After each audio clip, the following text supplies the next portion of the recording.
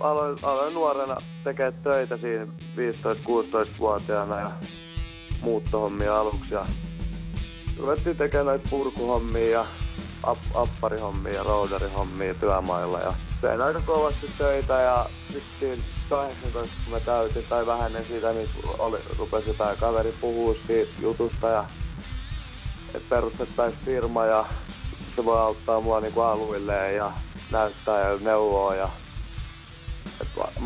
alussa mä tekisin enemmän hommia ja se hoitaisi niinku enemmän sitä yritystä ja kertoisi, että mitä tapahtuu ja mitä tapahtuu, kun jotain tehdään ja tai niinku, että tolleen noin. Ja sit kuulosti hyvältä ja mä suostuin sit siihen ja sit me perustettiin se mun nimi ja alkoi ihan hyvin ne hommat siinä ja oli hyviä keikkoja ja isoja, sillä ihan kattavia olisi mun mielestä ainakin olla. Ja sitten ihan hyvin meni ja mä tein aika paljon töitä ja en mä sitten hirveästi niinku siihen firman pyörittämiseen osallistunutkaan enää. Ja, et mä periaatteessa olin vaan niinku töissä sitten, että se meni siihen. Ja ainoa periaatteessa mä kävin pankissa välillä aina, tultiin hakemaan hirveällä kiireellä työmaalta, että tarvii rahaa, että pitää hoitaa jotain laskuja. Et jos mä käyn hakemaan pankista rahaa, niin sit mut viedään takas työmaalle, niin että hän käy hoitaa ne laskut. Ja siinä mentiin sit vuoden verran ja sit mulla alkoi toi armeija.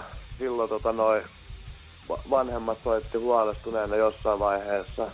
Tulee ulosottokirjeitä, monikymmenillä tuhansia euroa ulosottokirjeitä ja sitten isä rupesi selvittää sitä yritystä siinä ja että sen saisi tilipäätökseen ja alussa oli vähän ongelmia saada edes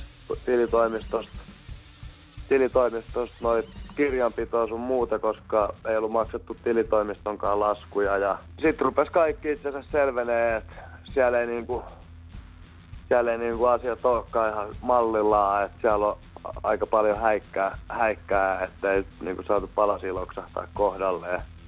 Ja niinku sitä itse firmaa ei saatu millään tilipäätökseen. Ja tilitoimistosta oltiin sanottu, että se on niin sekava juttu, että sitä ei edes voi saada tilipäätökseen, että kukaan ei pysty noin sekavaa keissiä niinku hoitaa. Ja sieltä neuvottiin sitten, että talousrikospoliisi on niinku ainoa, joka periaatteessa ton niinku voi niinku selvittää. Paras tapahan nyt olisi ollut ottaa niinku vanhempien kanssa puhua niinku tosta noin ja tolleen noin,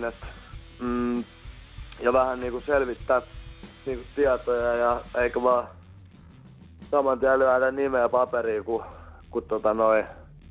ehdotetaan. Ja tuli se silleen vähän yllätyksen, että miten noin joku voi toisen nimiin noin suuren niinku velan saada aikaiseksi.